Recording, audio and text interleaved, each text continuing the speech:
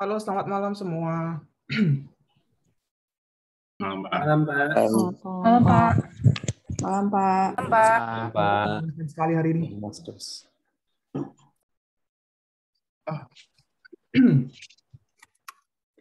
Baik, saya mulai untuk yang hari ini. Silakan nyalain kameranya buat absensi juga. Oke, tidak apa Cecilia. Bismillahirrahmanirrahim. Assalamualaikum warahmatullahi wabarakatuh. Selamat malam, salam sejahtera untuk kita semua. Waalaikumsalam warahmatullahi wabarakatuh. Terima kasih sudah hadir pada perkuliahan hari ini. Semoga kita mulai diskusi kita hari ini. Alangkah lebih baik kita berdoa sesuai dengan agama yang keyakinan kita masing-masing, agar ilmu kita pelajari ada bermanfaat untuk banyak orang. Berdoa dipersilakan.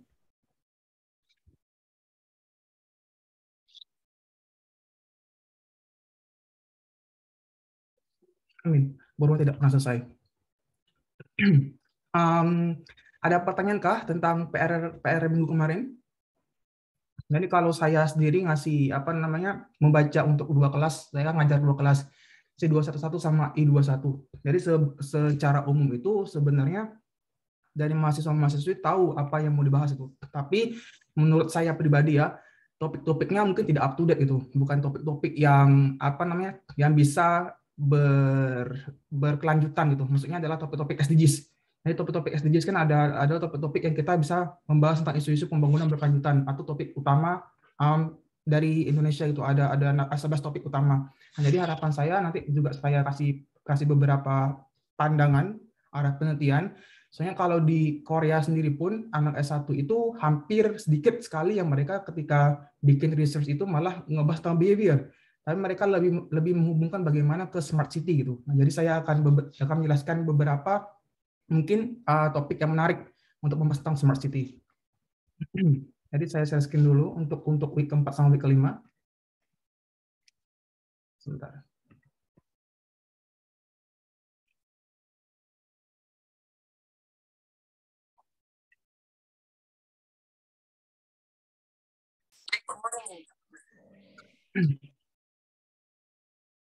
Jadi untuk kuliah hari ini adalah penggabungan ya antara week keempat dan week kelima. Jadi minggu depan tuh lebih ada kuis. Dan kemarin sudah isi kuesioner ya. Mau kuis yang lebih pilihan ganda apa nanti akan saya jelaskan di akhir kuliah. Nah, jadi untuk week keempat dan week kelima ini sebenarnya lebih ke membahas bagaimana ketika kita membangun research, kita melakukan research ke pendekatan observation sama survey atau communication approach gitu. Jadi untuk yang kita bahas hari ini adalah yang pertama ada observation studies.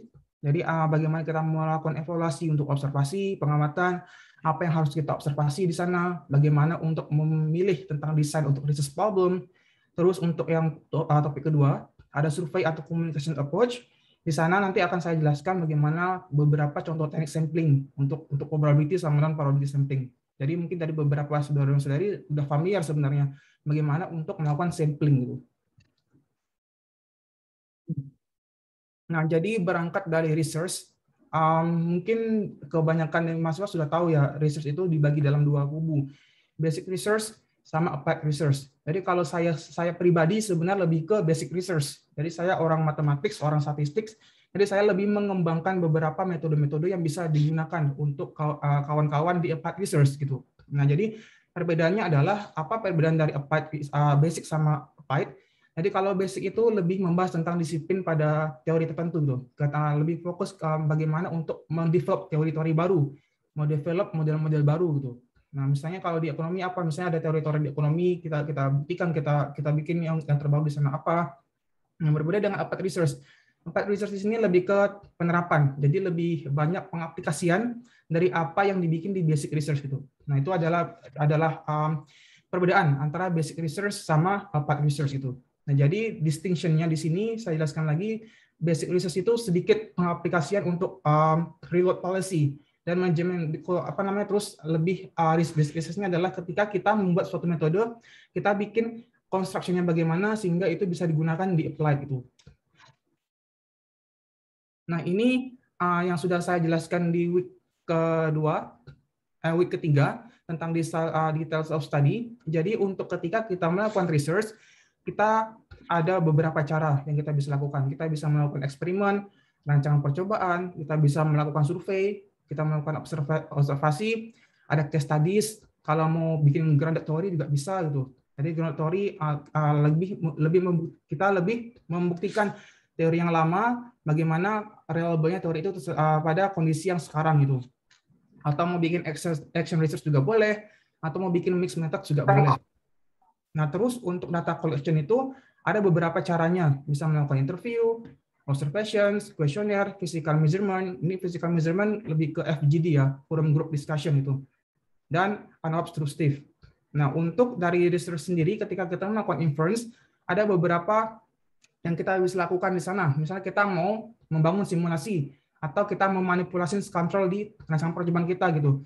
Nah, jadi kalau di statistik sendiri, namanya simulasi dan manipulasi itu adalah hal yang bisa dibuktikan secara nyata gitu, secara teori. Jadi kita bisa membangkitkan data ketika misalnya mau mengikuti distribusi tertentu atau mau mengikuti karakteristik varian tertentu gitu. Jadi kita bisa setkan ketika kita tidak bisa mendapatkan data yang ada di lapangan itu, kita bisa membangkitkan data di sana. Jadi itu tidak suatu masalah gitu. Yang seterusnya adalah ketika nanti melakukan data collection, tentu kita harus sampling di sana. Apa yang perlu kita perhitungkan? Tentu seberapa representatif sampling yang kita gunakan terhadap populasi. Nanti akan saya jelaskan beberapa teknik sampling, ada probability dan non-probability. Nah, ini ada study settingnya, ada contrived dan non-contrived. Terus untuk measurement-nya, tentu hal yang terpenting adalah skala ya. Karena ketika data kita memiliki pattern data yang berbeda, maka treatment untuk menggunakan metode juga berbeda gitu. Makanya dari beberapa kuesioner dari saudara Lungsari saya beri input. Jadi mungkin jangan gunakan lagi ketika menanyakan skala preference itu mulai dari 0 gitu. 0 sampai 4 atau 1 sampai 5. Kalau bisa direntangkan ranknya sampai 10 atau sampai 7. Kenapa? Karena pengalaman saya ketika saya melakukan research atau menjadi konsultan, karena ketika nanti menyebarkan kuesioner tersebut, responden itu akan cenderung menjawab netral ya. Nah, jadi juga sangat disayangkan kan ya. Soalnya kan kita kan sudah mengeluarkan waktu untuk research, kita sudah mengeluarkan tenaga untuk research, untuk uang juga gitu. Jadi hal yang sekiranya bisa kita minimalisirkan errornya, kita bisa kali itu dengan cara kita membesarkan scale di sana gitu. Nah, terus juga ketika nanti khawatirnya adalah banyak kuesioner yang malah menjawabnya ya tidak itu biner 0 atau 1 atau 1 atau 2. Nah, metode statistika itu sedikit sekali yang bisa digunakan untuk analisis data yang biner. Nah, makanya saya juga kasih warning beberapa kali ketika melakukan research, seharusnya sudah tahu ketika nanti mau membangun topik apa, kita sudah ada bayangan mau menggunakan metode apa itu. Nah, jadi nanti yang kita desain itu malah lebih bagus, malah lebih lengkap di sana. Jadi khawatirnya adalah nanti ketika mau bikin research, tahu topiknya, sudah sampling, tapi di sana bingung mau pakai metode apa gitu. Nah, di sana nanti akan membutuhkan waktu yang panjang lagi kan untuk menyelesaikan masalah tersebut itu. Nah, itu adalah salah satu critical thinking atau framework research yang harus dipunyai. Nah, nanti di unit analisis atau populasi kita bisa melihat bagaimana karakteristik individu, dietsnya, grupsnya, organisasinya atau machines yang kita ingin observasikan itu. Dan untuk rentang research sendiri ada dua perbedaan. Untuk cross section sama longitudinal. Jadi ini sudah saya jelaskan pada minggu yang lalu. Bedanya saya kasih penjelasan lagi untuk longitudinal. Jadi kalau untuk longitudinal itu penelitian yang cenderung memakan waktu yang panjang gitu. Contohnya apa?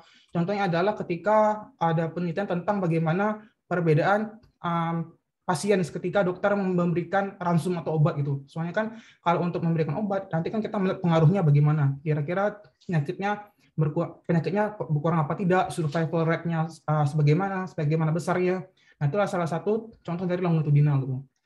Nah, tentu ketika dalam tahap akhir data analisis, yang kita harus punya adalah feel for datanya. Jadi tahu datanya akan memberikan informasi seperti apa. Terus yang kedua kita akan menganalisis tentang goodness of datanya. Jadi seberapa keterandalan data tersebut, kita bisa pakai validitas, reliabilitas, dan akurasi lainnya. Yang ketiga adalah hipotesis testing. Tentu ketika penelitian yang berangkat dari menyebarkan kuesioner atau membuat observasi, tentu kita akan mengkaji ya beberapa hipotesis yang mungkin kita anggap salah atau benar itu. Maka kita buktikan dengan beberapa pengujian hipotesis. Nah, jadi untuk data analisis ada 3 poin utama di sana: feel for data, goodness of data, dan hypothesis testing. Nah, ini ada 8 contoh untuk data collection tools. Nanti untuk lebih detail bagaimana definisi lebih lengkapnya bisa dibaca di buku. Saya hanya menjelaskan saja secara garis besar. Yang pertama ada participatory methods. Jadi di sini adalah nanti ketika saudara dan saudari ingin sampling mendapatkan data menggunakan partisipan di sana. Jadi bisa memilih beberapa partisipan yang sesuai di sana gitu. Bisa dengan teknik sampling tertentu atau berdasarkan judgement gitu. Kita bisa memilih sampling berdasarkan judgement kita gitu. Tergantung tentang knowledge yang kita punyai. Yang kedua, record and secondary data. Nah, ketika nanti tidak mempunyai banyak waktu untuk melakukan primary data research, kita melakukan sampling, kita bisa mendapatkan data sekunder yang reliable itu. Dengan cara apa? Misalnya kita mau web scraping dari Twitter, atau kita mau menganalisis tentang remote sensing, kita bisa pakai data Google Earth. Nah, nanti saya akan jelaskan beberapa yang bisa dilakukan di sana. Yang ketiga, observation. Observation ini bisa dilakukan dengan pengamatan. Kira-kira bagaimana misalnya mau melantai sebuah produk, kira-kira produk tersebut lebih cocok ke segmentasi pasar yang mana? Apakah untuk generasi milenial kah, untuk baby boomers kah, atau lain sebagainya. Nah, itulah cara satu untuk observations. Yang keempat, survey dan interview. Ini sudah banyak, sudah familiar lah ya. Yang kelima, focus group discussion. Jadi kalau focus group discussion menurut saya ini agak sedikit melelahkan tuh. Kenapa? Karena di sana kita harus mengulang gitu. Maksudnya adalah ketika kita dalam satu hari kita FGD dalam satu kelompok, kita harus ulang lagi pada hari-hari yang lain. Tujuannya untuk apa? Untuk melihat apakah jawabannya konsisten apa tidak gitu. Nah, jadi yang saya khawatirkan adalah ketika membuat FGD itu malah nanti menghasilkan informasi yang tidak stabil, tidak reliable di sana gitu. Nah, makanya kalau bisa untuk FGD agak dikurangkan gitu. Yang keenam, diaries, journals, atau self-report checklist. Nah, data collection ini adalah nanti ketika digunakan menggunakan misalnya dalam report perusahaan. Misalnya mereka membuat laporan tahun 90-an yang mungkin udah lama. Nah, kita bisa analisis masalah dari sana dengan teknik apa? Mungkin dalam di machine learning ada namanya topik modeling gitu. Nanti bisa dilakukan analisis permasalahan berdasarkan topik. Jadi nanti ada beberapa paragraf, kita bisa sunting, kita bikin word cloud di sana. Jadi kita bisa melihat kata-kata yang sering muncul di report itu adalah apa. Kita bisa membahas beberapa topik masalah di sana gitu. Nah, itu adalah salah satu untuk topik modeling ketika nanti kita membahas tentang data-data yang bersifat teks gitu, dari journals atau dari diaries. Yang ketujuh ada expert judgment. Nah, expert judgment ini lebih membahas bagaimana judgment dari beberapa expert ya. Nah, misalnya kita ada masalah A, tapi kita tidak mempunyai data primer di sana, kita bisa nanyakan expert yang memang sekiranya mumpuni memberikan masukan di sana gitu. Karena kalau untuk di statistik sendiri ada metodenya namanya analitik hierarki gitu, AHP, analitik hierarki proses. Jadi kita bisa menggunakan EXP itu untuk melihat kira-kira mana yang reliable ketika kita misalnya ada 5 expert, kita bikin analisis kira-kira mana yang lebih cocok untuk memberikan input yang lebih berarti di riset kita. Yang ke-8 adalah Delphi teknik, nanti akan saya jelaskan. Nah, ini untuk existing dataset. Untuk existing dataset sendiri ada 6 yang harus dipahami. Yang pertama, bagaimana validity-nya, bagaimana reliability-nya, accuracy, response rate, data dictionaries, dan missing data rates. Jadi untuk validity ini adalah lebih membahas tentang validitas ketika saudara dan saudari punya butir-butir pertanyaan, itu harus diuji dulu, kira-kira valid apa tidak ditanyakan itu. Makanya akan digunakan uji validitas sebelum dilakukan pemodelan di question tersebut. Yang kedua, reliable. Reliable bedanya apa? Bedanya adalah validity ini lebih membahas tentang butir-butir pertanyaan di sana, subvariable itu, lebih valid apa tidak digunakan. Sementara reliable ini lebih ke keterandalan. Keterandalan adalah lebih ke whole dari question tersebut, kira-kira terandal apa tidak ketika dilakukan research itu. Nah, jadi kemudian validitas dan reliabilitas ini berbeda tujuannya. Yang ketiga ada accuracy. Jadi accuracy ini akan lebih mendapatkan informasi ketika nanti saudara dan saudari melakukan pemodelan, data analisis. Kita akan dapat nilai accuracy. Jadi kita bisa melihat seberapa confidence-kah model kita untuk menjelaskan informasi dari data tersebut. Yang keempat ada response rate. Response rate ini apa? Response rate adalah ketika nanti saudara dan saudari menyebarkan kuesioner, jadi bisa dilihat seberapa banyak mereka yang mengisi di sana. Nah, jadi kita bisa menganalisis tentang response rate-nya gitu. Yang kelima ada data dictionaries. Data dictionaries ini apa? Ini adalah salah satu yang bisa dilakukan untuk membuat nomenklatur. Dalam arti apa? Misalnya ada beberapa dari saudara-saudari bikin istilah-istilah yang asing untuk orang lain. Perlu diketahui ya, setiap responden itu kan memiliki knowledge yang berbeda ya. Mereka berangkat dari pendidikan yang berbeda, dari pekerjaan yang berbeda, dari umur yang berbeda gitu. Nah, jadi jangan menganggap bahwa apa yang kita tanyakan itu akan mereka ngerti semua.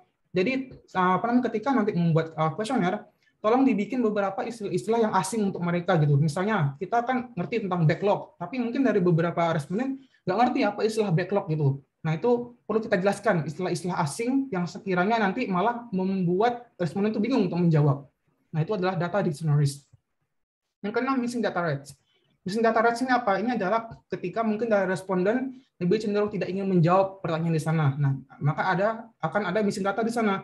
Kita bisa mengakali missing data ini dengan beberapa teknik imputation. Nanti lebih jelasnya, saudara-saudari bisa ngambil mata kuliah business analytics atau data science. Nanti saya akan mengajar tentang bagaimana teknik-teknik missing data. Ada cold imputations, ada hot imputations, ada median imputations.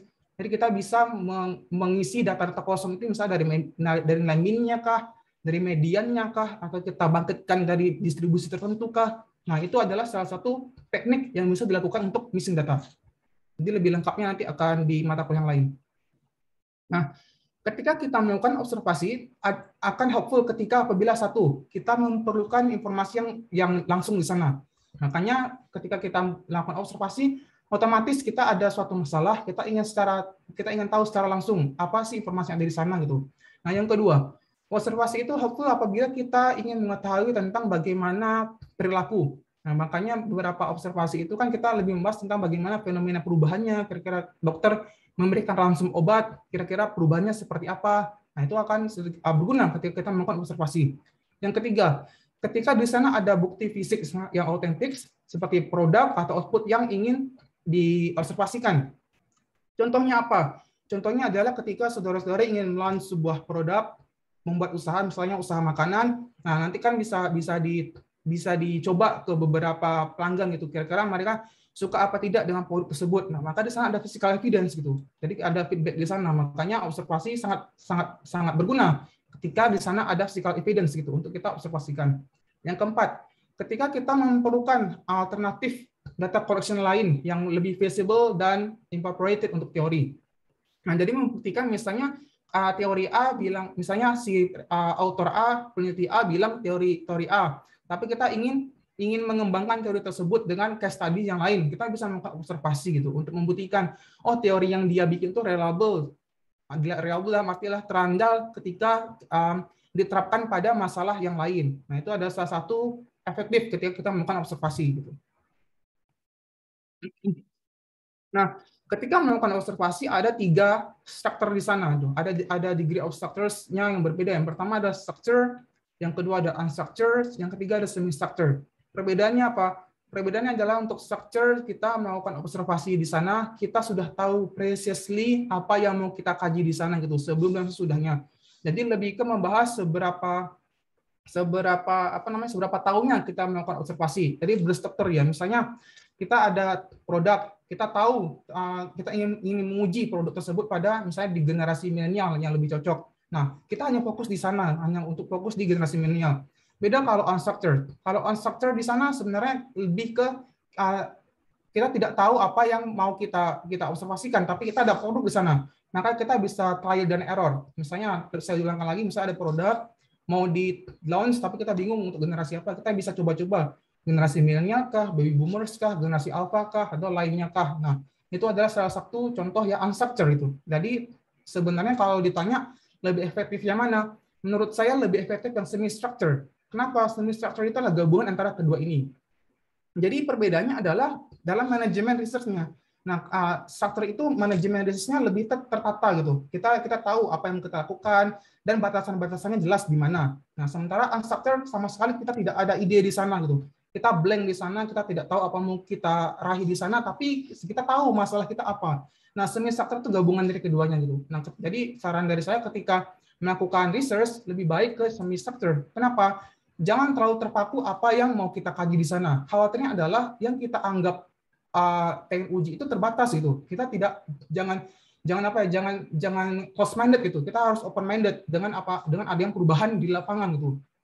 Nah, khawatirnya adalah ketika kita menutup pikiran kita, kita anggap hipotesis kita itu akan selalu benar, tapi kita uji, tapi kenyataan di lapangan tidak seperti itu. Nah, itu malah ada namanya false information di sana gitu. Jadi kita memanipulasi informasi gitu. Nah, itu adalah khawatirnya ketika nanti terlalu terpaku dengan research observasi yang structure gitu. Nah, saya ulangkan lagi. Jadi ketika melakukan research itu kita harus open minded ya, kita harus open innovations, harus open science gitu. Jadi yang kita kaji itu malah akan memperbanyak informasi yang di sana gitu. Jadi jangan takut lagi ketika dari awal kita bikin hipotesis apa, tapi dalam satu research malah kita sadar, oh ternyata hipotesis saya nggak tepat nih. Nah, itu jangan sok-sokan ingin kekeh dengan apa yang saudara-saudari ingin lakukan gitu. Nah, itu akan memperburuk kondisi research-nya nanti. Nah, jadi saya menyarankan lagi ketika melakukan research itu lebih ke semi-structure. Tapi dengan catatan adalah ketika nanti lebih ke membahas topik-topik medicine, itu lebih ke structure ya. Nah, jadi ada beberapa masalah yang sebenarnya tidak bisa kita generasikan harus sama gitu. Nah, itu adalah beberapa pola pikirnya yang bisa dilakukan gitu. Nah, ini yang saya jelaskan tadi ketika nanti saudara-saudari ingin melakukan web scraping dari sosial media gitu. Misalnya dari apa? Kita bisa mengambil data dari BPS, atau kita bisa membahas tentang semantik analisis dari Facebook, ada WhatsApp, atau dari Twitter gitu. Kalau kita ingin membahas dari news, dari dari sosial media lainnya, kita dari berita kah, atau dari mana, atau dari lainnya kah. Nah, ini adalah salah satu cara untuk ketika kita melakukan research dari secondary data gitu. Kita bisa ngambil dari web scraping gitu. Selain melakukan observasi, selain melakukan interview gitu. Alternatifnya.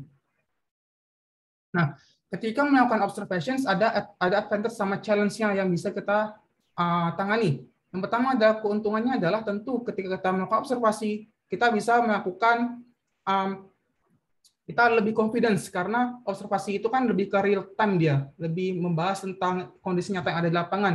Dan itu lebih membahas novelty yang di sana tuh lebih banyak sebenarnya, karena kita kan itu yang kita bikin sendiri gitu dibandingkan dengan data sekunder. Nah, challenge-nya apa? Challenge-nya mungkin akan ada bias di sana ketika kita tidak bisa memilih sampling yang baik tuh. Mungkin ada potensial unreliable. Ini akan terjadi apabila tadi saudara-saudari tidak peka dengan apa ada perubahan di lapangan tuh. Nah, jadi khawatirnya adalah tidak reliable beberapa variabel yang digunakan di sana.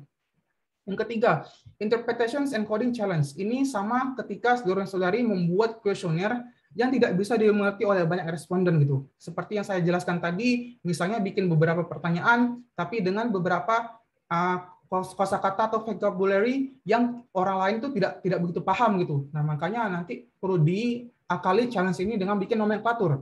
Yang keempat, samplingnya mungkin akan ada suatu masalah gitu ketika saudara-saudari salah memilih sampling. Misalnya mau bikin cluster, sampling cluster, tapi tidak tepat memilih orang yang masuk ke kategori cluster tersebut. Nah, berarti akan ada bias di sana gitu. Makanya pengetahuan tentang teknik sampling juga sangat esensial untuk melakukan research. Yang terakhir adalah low response rate. Jadi ketika melakukan observasi, tentu kita akan beberapa kali ada masalah ketika responden kita sangat tidak bisa kooperatif atau memberikan feedback yang tidak baik itu. Bisa diakali dengan cara apa? Dengan cara mungkin diberikan iming-iming semacam voucher kah atau apakah gitu, agar kita menghargai waktu mereka sekian belas menit untuk mengisi informasi tersebut gitu. Nah, ini adalah salah satu tips ketika ingin melakukan observations atau survei atau lainnya gitu. Ketika kita sudah tahu sebenarnya pertanyaan kita banyak, sekian menit atau sekian puluh menit gitu, kita bisa menghargai waktu mereka dengan cara memberikan award ke responden. Nah, ini sama advantage untuk challenge dari survei. Jadi kalau survei sendiri advantage-nya adalah kita lebih tahu bagaimana fenomena apa yang orang pikirkan, orang percaya, orang perceive, dan mereka akan memberi secara langsung informasi tersebut all the way ke kita gitu. Jadi kita melakukan survei. Challenge-nya adalah sama, mungkin dari beberapa mereka berangkat dari tingkat pendidikan yang berbeda, berangkat dari background demografi yang berbeda gitu. Nah, mungkin akan ada beberapa dari mereka mungkin tidak memberikan informasi yang benar akurat gitu. Kenapa? Karena mereka itu cenderung berpikirnya A yang dilakukan B gitu. Nah, jadi tidak memberikan informasi yang akurat di sana. Makanya ketika melakukan survei itu tolong dibuat beberapa pertanyaan terbuka dan beberapa pertanyaan tertutup gitu. Dengan tujuan apa? dengan tujuan ada ketika saudara dan saudari bisa melakukan recall research, nanti melihat bias apa tidak ya jawabannya, konsisten apa tidak ya jawabannya gitu. Jadi kita bisa mencocokkan ketika dia melakukan memberikan statement dalam skala preference 1 sampai 7 atau 1 sampai 10, dan kita lihat lagi jawaban ketika dia memberikan pertanyaan-pertanyaan terbuka gitu. Nah, jadi kita bisa memvalidasi dua arah di sana gitu. Nah, makanya ketika saya melakukan research,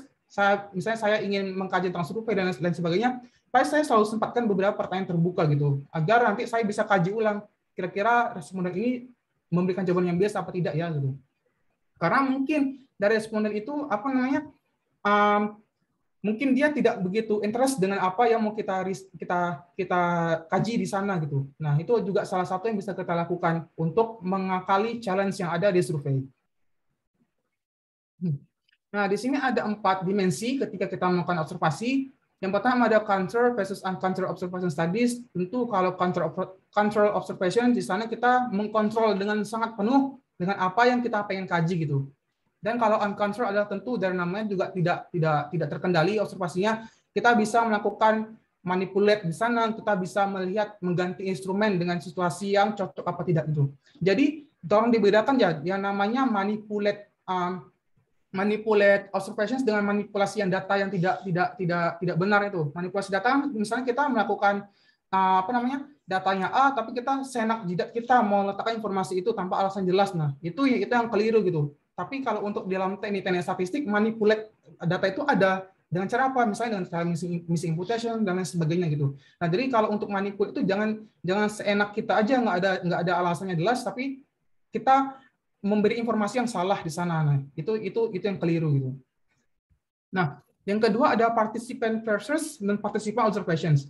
Nah, kalau untuk non-participant observations adalah ketika kita mendapatkan informasi tambahan yang sebenarnya kita tidak ingin, sebenarnya itu tidak ada di plan kita gitu. Nah, beda sama di sana participant observations, otomatis dia yang ada di kategori apa yang pengen kita tanyakan gitu. Misalnya kita pengen tanyakan, misalnya saya ada case studies untuk preference, untuk sexual preference yang dia normal, yang straight. Nah, tapi saya secara tidak langsung menemukan responden yang bisex tuh. Nah, misalnya itu kan salah satu non-participant observation, tapi saya bisa memasukkan dia sebagai partisipan dengan cara apa? Dengan cara mungkin saya judgment.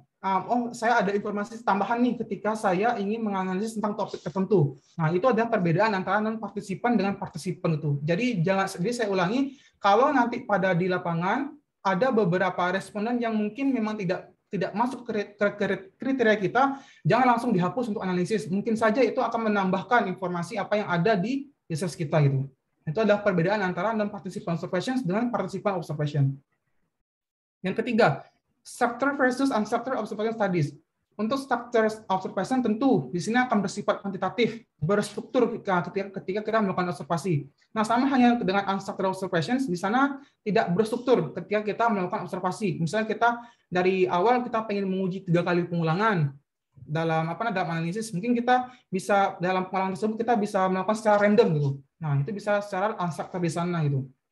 Nah, kalau untuk teori itu kan ada namanya induktif, deduktif, atau deduktif kok induktif gitu. Nah, itu adalah perbedaan sendiri bagaimana ketika kita melakukan structures dengan unstructured observations. Yang terakhir ada concealed versus unconcealed observations. Nah, kalau concealed observations ini lebih membahas bagaimana ketika dalam suatu grup itu kita studikan bagaimana kita melakukan investigasi di sana.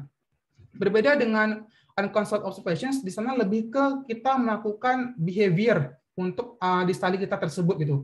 Nah, ini lebih cenderung ketika kita melakukan research ke grounded theory gitu. Karena kalau grounded theory kan lebih ke fenomena bagaimana yang ada di dinamika masyarakat gitu, di dinamika suku tertentu. Nah, itu adalah beberapa yang bisa dilakukan untuk di grounded theory ketika kita ingin melakukan research, misalnya dengan konsumen kah atau di uncontrolled observations di sana ketika kita memilih target responden. Nah, menurut Spradley di bukunya menjelaskan bahwa di sini ada beberapa yang bisa kita observasikan untuk di tahapan deskriptif. Misalnya tentang space layout-nya, misalnya bagaimana physical setting di sana, atau objek fisikalnya, bagaimana misalnya office equipment, machines, power tools, dan lain sebagainya. Gitu. Dan kita bisa membahas tentang physical objek di sana. atau aktor relevannya, bagaimana presence di sana, bagaimana lebih membahas tentang perceive setiap misalnya SDM di sana gitu. Dengan cara apa? Dengan cara mengkaji feelings, emotions, activities, actions, goals-nya dari respon tersebut, events-nya ketika dia melakukan aktivitas, dan dari time of sequence-nya ketika nanti kita membahas tentang feelings, actions, dan lain sebagainya. Karena misalnya ketika kita mau membahas tentang topik tentang depresi, nah itu kan datanya akan data cross section ya, data waktu ke waktu. Nah itu adalah salah satu yang bisa kita lakukan observasi di sana, melihat bagaimana perbedaan perilaku mereka dalam waktu ke waktu tertentu gitu.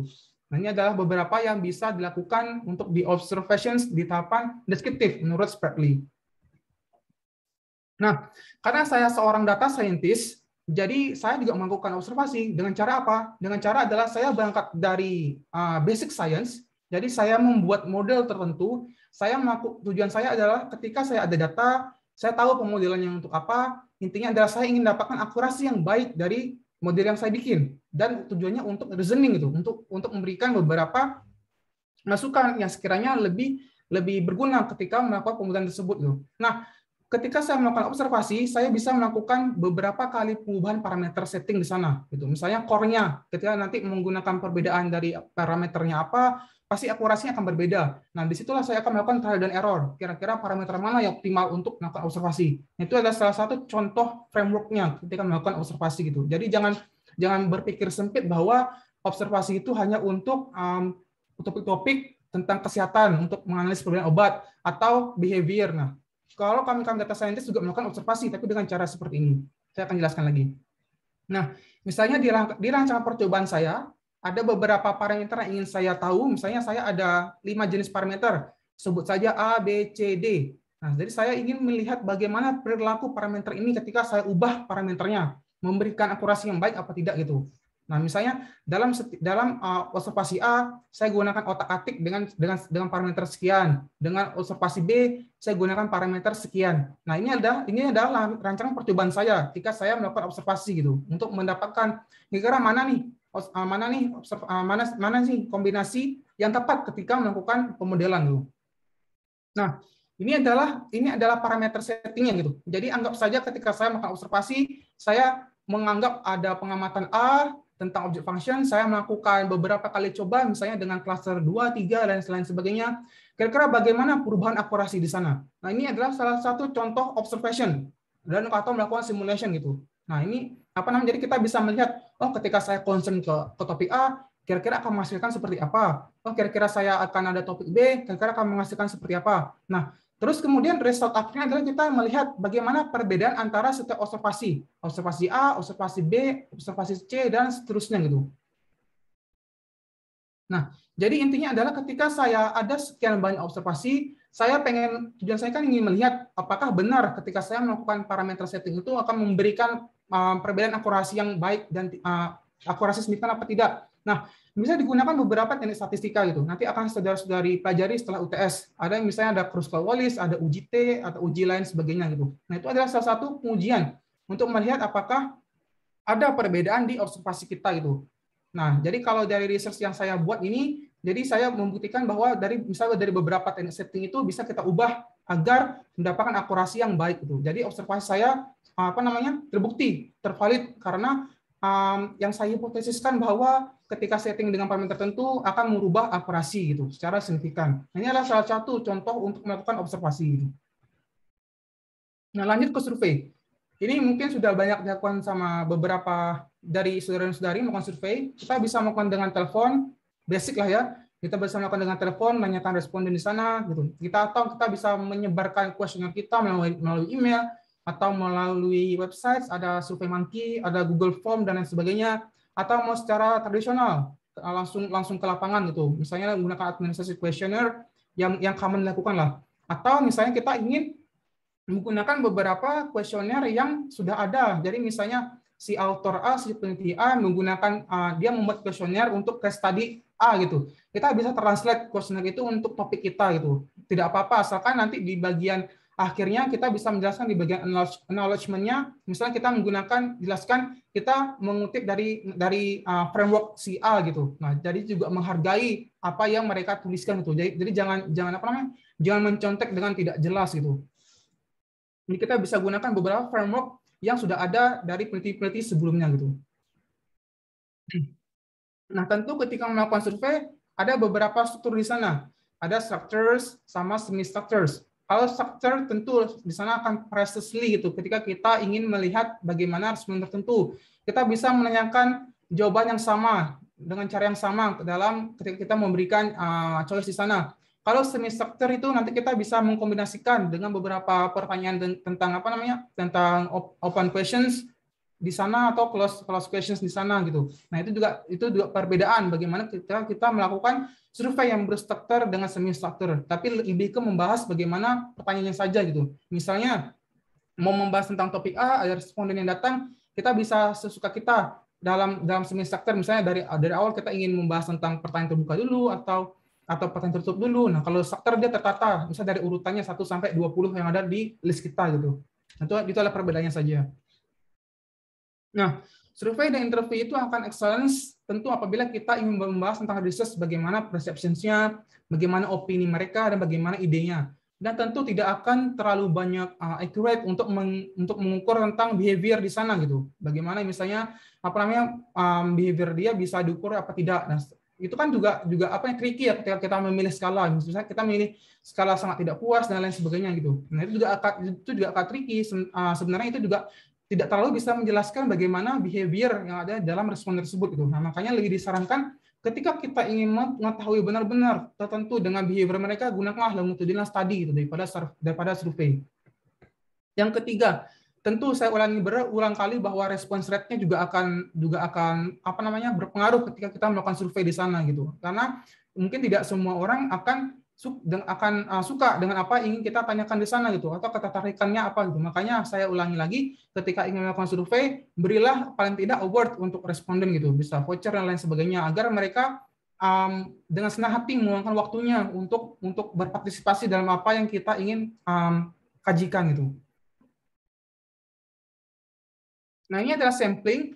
Anggaplah di sini ada kumpulan penguin. Kan kita nggak bisa kan hampir sangat membutuhkan waktu yang banyak lah, tenaga kita juga bakal habis ketika kita ingin menanyai satu-satu ke mereka. Maka kita bisa menggunakan sampling tuh. Nah, bisa kita kotak-kotakan, oh kita mau yang penguin yang ada di sini, atau kita pengen penguin yang di sini gitu. Nah, itu akan ada berpengaruh mungkin di beberapa informasi yang kita dapatkan di sana gitu. Nah, ini adalah salah satu framework sampling gitu. Nah, berangkat lagi apa itu sampling? Sampling itu tentu ketika kita ingin melakukan penelitian yang tidak terlalu mengcover banyak tentang populasi yang ada gitu. Makanya di dalam sampling itu nanti kita bisa menghitung bagaimana confidence intervalnya di sana, bagaimana sample size-nya di sana untuk populasinya, dan bagaimana margin of error di sana gitu. Itu adalah salah satu ukuran yang bisa kita gunakan untuk sampling gitu. Nah, sampling akan menjadi suatu alternatif untuk sensus apabila satu, dalam survei itu dalam populasinya tidak impactable. Yang kedua, kita ada masalah isu dengan budget di sana gitu. Yang ketiga, tentu waktu constraint-nya untuk data collections. Dan keempat adalah ketika kita membutuhkan waktu yang cepat untuk mendapatkan informasi yang ada gitu. Nah, ini makanya salah satu yang bisa kita lakukan dalam sampling gitu. Nah, jadi saya ulangi lagi untuk sampling. Misalnya di sini ada populasi dan kita bisa memilih sampel yang representatif di mana gitu. Misalnya bintang-bintangnya adalah sampel. Nah, ini adalah tergantung seberapa banyak knowledge yang kita punya gitu. Khawatirnya adalah ketika kita hanya fokus terhadap bintang-bintangnya di sini, kita tidak mengcover informasi yang ada di sini dan di sini gitu. Nah, makanya ketika nanti memilih sampel itu tricky ya. Kadang beruntungnya mungkin kita tepat sasaran, mendapatkan responden yang sesuai, atau mungkin kita apesnya adalah kita tidak mengcover informasi yang benar secara menyeluruh di populasi gitu. Nah, makanya mungkin lebih baik sampling itu adalah sampling yang paling tidak random lah. Misalnya mau bikin beberapa research, kita bisa melakukan misalnya 2 di sini, atau 2 di tengah, atau 2 di ujung, atau 2 di sini. Nah, jadi akan lebih membahas informasi yang lebih mewakili apa yang ada di populasi tersebut tuh. Nah, jadi tentu di beberapa pertanyaan di sampling yang ditanyakan bagaimana representatif kita dan populasi tersebut, terus bagaimana karakteristiknya dalam sampling tersebut dalam grup tertentu gitu. Nah, itu ada beberapa pertanyaan yang biasanya ditanyakan dalam sampling. Nah, untuk dalam sampling ini ada 5 karakteristiknya yang bisa kita lakukan. Yang pertama, bagaimana kita melihat homogennya di sana gitu. Dengan cara apa? Dengan cara melihat bagaimana kedekatannya. Misalnya, ketika kita dalam suatu industri memproduksi minuman dalam suatu waktu tertentu, misalnya jam 9. Nah, dia memproduksi 100 minuman. Kita bisa QC di sana kan dari beberapa minuman yang ada, kira-kira layak apa tidak untuk dijual di sana. Nah, itu adalah karakteristik yang homogen. Gitu. Jadi kita bisa melakukan sampling yang ada di sana. Yang kedua, certified. Di sini akan ada berstrata atau berlayer. Contohnya apa? Contohnya kita ingin mengkaji bagaimana people itu pada perbedaan level income di sana, low, medium, atau high. Nah, ini kan berstrata dia, berlayer. Yang ketiga, ketika kita ingin melihat bagaimana proportional stratified di sana. Jadi lebih membahas tentang strata, tapi kita tahu proporsinya dengan jelas itu. Misalnya, ambil lagi contoh ini, misalnya kita ingin melihat bagaimana perbedaan orang di kategori low dengan 20%, atau medium di 50%, satu high di sekian persen. Nah, kita tahu proporsi di sana seberapa besar gitu. Nah, itu adalah proportional stratified. Jadi yang keempat adalah group by type. Jadi kalau group by type ini lebih membahas bagaimana responden tersebut berangkat dari tipe yang sama gitu. Contohnya kita ingin melihat perbedaan bagaimana responden misalnya ada di apartemen tertentu, di building, di towernya, di slabnya, di villas, dan lain sebagainya gitu. Jadi bertipe gitu. Atau menganalisis misalnya responden yang beragama A, beragama B, beragama C gitu. Nah, itu adalah salah satu contohnya untuk type. Nah, yang terakhir adalah by locations. Jadi ketika kita mengambil kira bagaimana perbedaan responden tersebut dalam aspek geografi di sana. Misalnya ketika kita ingin menganalisis responden tersebut dalam perbedaan misalnya dia tinggal di kota kah, di remote area kah, di kepulauan kah, dan di desa kah, dan lain sebagainya itu. Jadi kita mengambil sampling berdasarkan lokasi gitu. Jadi kita ingin melihat bagaimana sebenarnya perbedaan antara lokasi di sana. Nah, itu adalah karakteristik dari beberapa populasi yang ada bisa kita lakukan gitu. Nah, ini adalah 4 contoh dari sampling probability. Jadi banyak sekali beberapa yang bisa digunakan. Di sini ada 4 namanya, ada simple random yang biasa digunakan, ada systematic, ada cluster, dan stratified. Bedanya apa? Bedanya adalah simple random ini yang paling sederhana dilakukan gitu. Jadi terserah kita mau yang kayak gimana di respon kita. Misalnya kita ada 12 orang di sini. Nah, kita bisa milih misalnya secara random 2 yang mau kita pilih, 5 dan lain sebagainya gitu. Nah, ini kan simple, tapi asalkan jelas apa reasoningnya. Yang kedua ada systematic sampling. Ini sistematik di sini lebih terurut sekuensinya gitu. Misalnya sampelnya setiap 3 gitu. Misalnya kita bisa pilih kelipatan 2, 5, 8, 11. Nah, itu kan kelipatan tambahan dari sekuens 3 gitu. Nah, ini adalah systematic sampling. Yang ketiga ada cluster sampling. Cluster sampling bedanya apa? Bedanya adalah ketika kita ada satu populasi, kita bentuk cluster di sana berdasarkan informasi tertentu gitu. Misalnya di sini ada cluster 1, 1, 2, 3, 4, 5, 6, 7, 8, 9, 10, 11, 12. Nah, misalnya kita ingin 2 cluster, kita bisa milih 11, 12, 5, 6, 7, 8, atau 3, 4. Tapi tidak boleh ketika nanti saudara pilih 1, 5, dan 3, 4 tuh. Itu tidak boleh. Kenapa? Karena ini berada dari cluster yang berbeda gitu. Nah, ini adalah definisi dari cluster sampling. Yang terakhir ada stratified sampling. Stratified sampling ini apa? Stratified sampling ini adalah ketika saudara dan saudari menggunakan informasi yang sama di sana.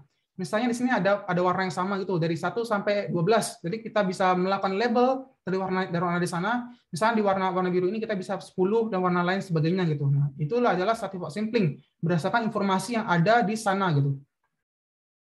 Nah, untuk non-probability sampling ada namanya convenience sampling. Jadi kalau di sini lebih contohnya bagaimana? Contohnya adalah misalnya suatu televisi, misalnya dia mau interview wawancara singkat gitu dengan beberapa orang yang ada di mall. Nah, dia kan bisa sesuka hati dia memilih yang di mana sesuai dengan kenyamanan dia gitu. Nah, ini adalah salah satu contoh convenience sampling. Yang kedua ada judgment sampling. Nah, saya lebih sering sebenarnya menggunakan ini. Karena kenapa? Karena judgment sampling lebih berangkat kepada ketika kita seorang researchers, kita sudah firm dengan apa yang pengen kita tanyakan. Kita sudah solid apa yang pengen dengan teori yang ada gitu. Nah, kita bisa memilih, kita bisa dengan PD-nya memilih dari visual kita, dari expert kita untuk lebih mencocokkan responden ini sesuai dengan apa yang pengen kita tanyakan di sana gitu. Nah, itu lebih ke judgmental sampling gitu. Yang terakhir ada snowball sampling. Nah, snowball ini lebih ke chain level ya. Jadi Jadi ketika saudara dan saudari membuat kuesioner, misalnya minta tolong ke teman, disebarkan di sana. Nah, jadi teman-temannya mungkin bisa disebarkan ke link-linknya gitu. Jadi kita tidak bisa mengkontrol populasi yang ada di sana apa gitu. Jadi lebih ke mengambil kira bahwa semakin banyak yang tercover maka semakin bagus gitu. Nah, ini adalah snowball sampling gitu. Oh, masih ada lagi terakhir kuota sampling. Kuota sampling ini ketika kita ada kuota dan namanya sudah kuota gitu. Jadi kita misalnya di sini ada kuota responden yang misalnya above 50 gitu. Jadi kita bisa memilih dari responden yang ada kira-kira masuk apa tidak ya dengan threshold yang kita punya gitu. Atau misalnya ingin membuat sampling dengan kategori misalnya mahasiswa S2 MM. Nah, jadi sudah jelas kuotanya apa yang bisa digunakan di sana gitu. Nah, untuk dalam sampling di sini kita bisa menghitung dari beberapa aspek yang bisa kita uji keakuratannya. Kita misalnya margin of error. Jadi kalau margin of error ini bisa kita dapatkan apabila kita mempunyai 3 informasi. Ada confidence level, ada sample size, dan population proportion gitu. Nah, ini ada rumusnya dan saudari-saudari bisa cerna nanti membaca lebih detail lagi karena ini kan lebih ke analisis kuantitatif. Jadi harus latihan ya. Nah, jadi pada intinya adalah ketika kita ada sample size n ini sample size kita memerlukan nilai z. Nilai z ini akan kita dapatkan di tabel z gitu. Nah, misalnya kita ingin 90% confidence interval, berarti nilai z kita sekian 3,2. Nah, kita bisa masukkan nilai tersebut gitu. Dengan mungkin misalnya menggunakan nilai proporsinya berapakah populasi proporsinya dan berapa margin of error-nya di sana gitu. Ketika kita mempunyai unlimited population gitu. Sama misalnya kita mempunyai populasi yang terbatas. Nah, ini ada rumusnya gitu. Jadi bisa sudah dicerna nanti ketika nanti ada tugas itu. Nah, misalnya saya mengambil kira ketika saya punya sampel size 1000, saya ingin melihat bagaimana confidence 50% dan populasinya sekian persen gitu. Kira-kira berapa margin of error-nya. Nah, ternyata ketika saya mempunyai 1000 sampel size dengan 60% populasi dengan 95% confidence level, ternyata margin of error saya 3,04% gitu. Ini berarti bahwa apa yang saya dapatkan di sana errornya itu sekian 3,04% error yang ada gitu. Nah, jadi kalau untuk survei sendiri paling tidak maksimal itu setahu saya itu 5% gitu. Jadi kalau sudah 5% berarti errornya sudah terlalu besar gitu. Jadi dalam arti bahwa sampelnya tidak representatif dengan yang ada di populasi tersebut gitu. Nah, yang kedua adalah ketika kita tahu margin of error-nya berapa, kita tahu populasi proporsinya berapa, kita tahu populasi size-nya berapa. Kita tidak tahu sampel size-nya berapa itu. Nah, kita bisa hitung juga gitu dengan cara rumus yang tadi. Misalnya, saya ingin melihat bagaimana margin of error 1%, saya punya populasi 50% dengan populasi size 1000. Berarti ketika saya ingin dapetin nilai error yang 1%, saya harus sampling sebesar 906 orang yang ada di lapangan gitu. Dari 1000 populasi di sana gitu. Nah, ini adalah salah satu informasi ketika kita mempunyai informasi margin of error, kita mempunyai informasi populasi proportions, kita mempunyai informasi population size, tapi kita tidak tahu sampel size-nya berapa itu. Nah, ini cara perhitungannya gitu. Yang terakhir ada confidence of interval atau confidence level di sana.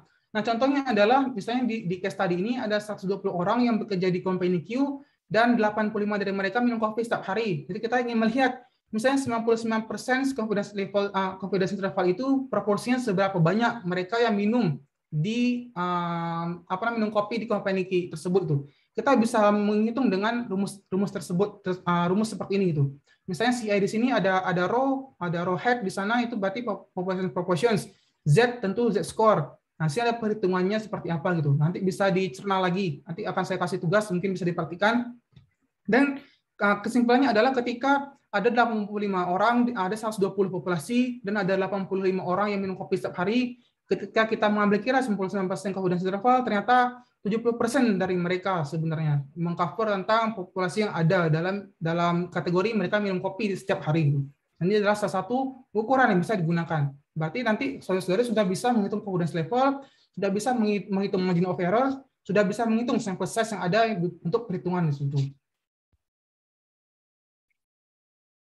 Nah, jadi untuk dari week ke 4 dan 5 sebenarnya hanya pertemuan di sana saja gitu. Nah, ini sedikit membahas dari beberapa mungkin dalam tugas yang saya berikan, beberapa dari saudara-saudari itu sebenarnya topik-topik ini terlalu basic gitu untuk ukuran level master atau nanti untuk PhD gitu. Nah, mungkin nanti mulai dari sekarang saya sudah mengekspektasikan bahwa mungkin nanti ada esai di sana. Tolong sudah turut aktif ketika melakukan esai atau topik penelitian itu lebih membahas tentang bagaimana topik prioritas nasional atau topik-topik yang ada tentang SDGs atau pembangunan berkelanjutan gitu. Misalnya, biasanya ada 7 topik utama nasional yang bisa saudari ambil tuh. Misalnya, bagaimana untuk ketahanan ekonomi, pertumbuhan berkualitas, berkeadilan, terus bagaimana untuk mengurangi kesenjangan dan pemerataan, bagaimana untuk meningkatkan sumber daya manusia, revolusi mental, memperkuat infrastruktur, membangun lingkungan hidup, dan stabilitas Polhukam gitu. Nah, jadi saya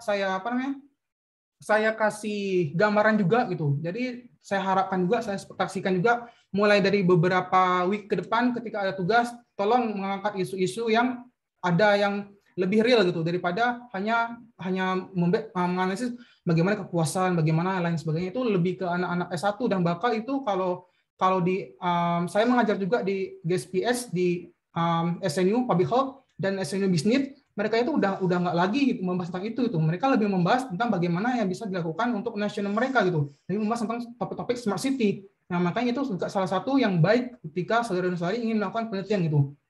Tentu kalau saya bikin research, saya juga nggak sembarang bikin pemodelan. Pasti saya selalu sempatkan saya memberikan output itu untuk bagaimana ketika diterapkan di pentahelix itu. Bagaimana untuk di publik di sana, bagaimana untuk private di sana, akademianya seperti apa, civic society-nya bagaimana, social entrepreneurs-nya bagaimana. Makanya saya sarankan juga ketika melakukan penelitian, ketika melakukan tugas dan lain sebagainya, tolong sudah turut aktif membahas tentang topik yang real dan topik-topik yang lebih ke aplikatif bagaimana bisa dilakukan gitu untuk di pentahelix itu. Dengan cara apa? Misalnya di sini ada 17 topik SDGs dari no poverty sampai terakhir 17 partnership untuk goals di sana itu. Nah, saudari-saudari bisa pilih beberapa topik yang relevan untuk misalnya saudari sukai. Misalnya saudari suka tentang health di sana, ya bisa bahas tentang topik 3. Saudari-saudari lebih suka tentang topik lingkungan, silakan bahas tentang topik 13 gitu. Bagaimana untuk climate action di sana. Nah, makanya saya sarankan juga sudah berganti lagi gitu pola pikirnya. Jadi saya ekspektasikan bahwa mulai hari ini tolong diganti ketika nanti ada tugas topik-topiknya tolong yang real time gitu. Nah, saya kasih contoh untuk topik SDG 11. Ini yang saya fokuskan ketika saya postdoc di SNU tentang sustainability cities dan communities tentang smart city. Jadi untuk topik 11 ini nanti bisa dibahas tentang bagaimana data collections di sana, bagaimana feasibility studies di sana untuk green city planning atau sustainable urban development di sana. Atau di area 9 kita bisa membahas tentang implementing lokal, nasional, dan international partnership di sana untuk mengoptimalkan tentang green city atau smart city dan sebagainya.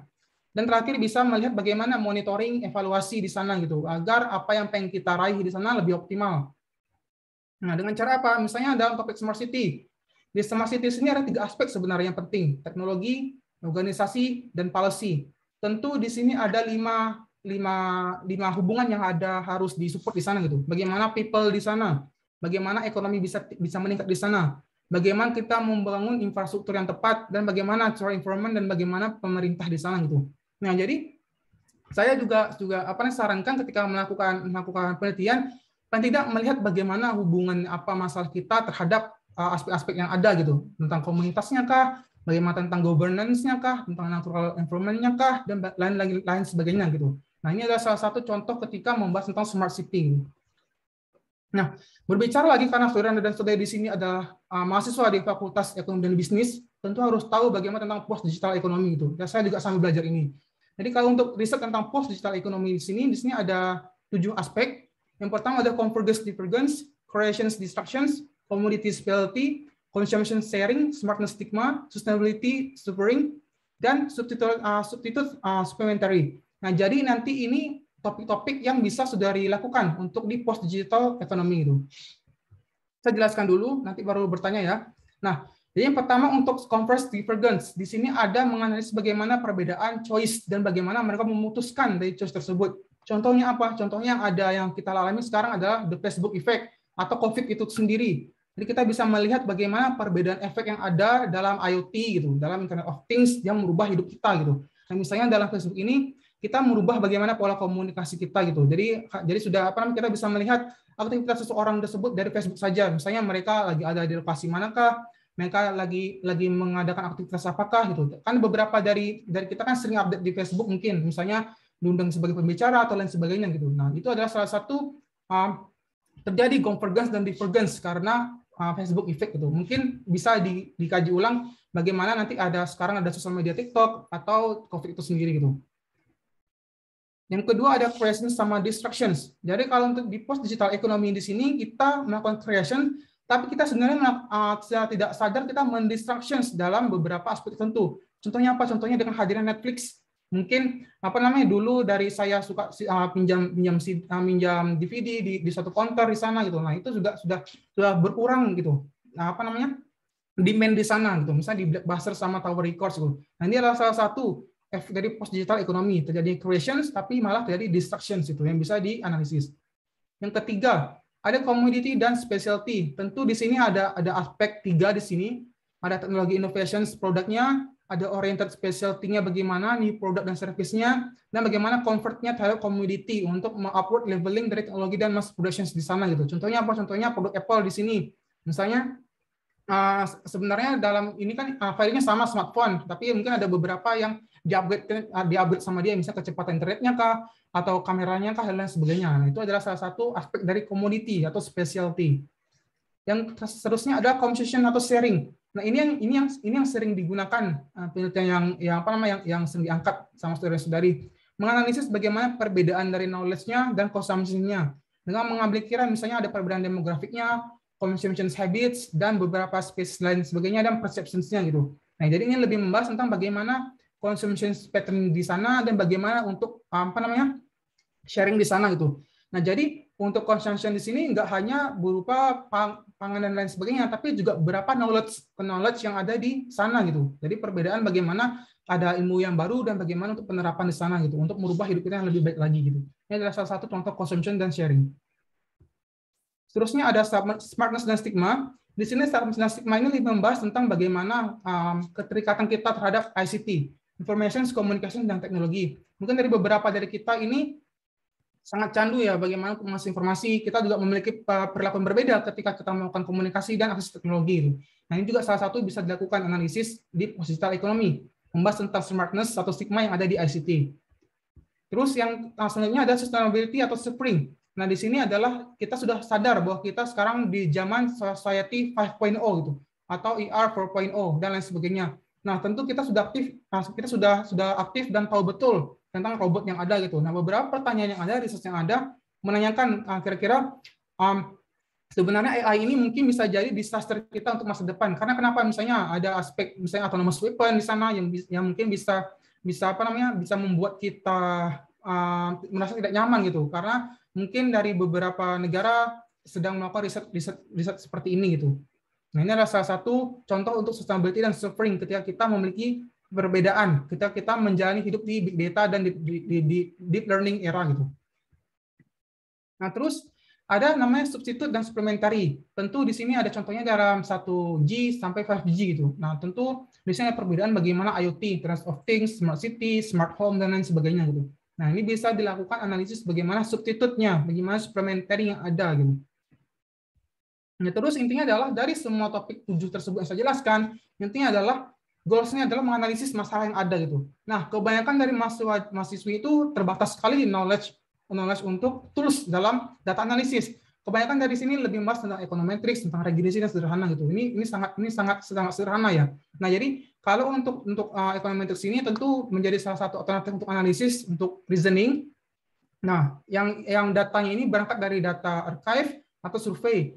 Dan teori background di sana merupakan teori background statistik teori dan estimation teori gitu. Ini basic sekali untuk econometrics.